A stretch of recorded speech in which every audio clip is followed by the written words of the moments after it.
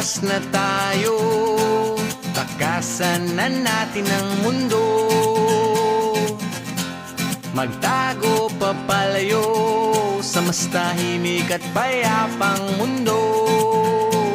Umubulong ang hanging amihan at huni ng ibon.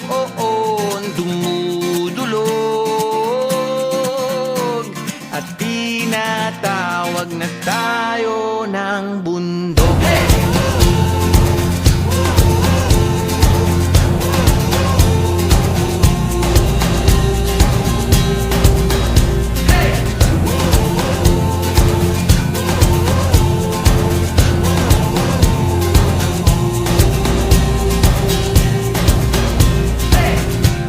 Tumakas na tayo, palayo sa maraming tao.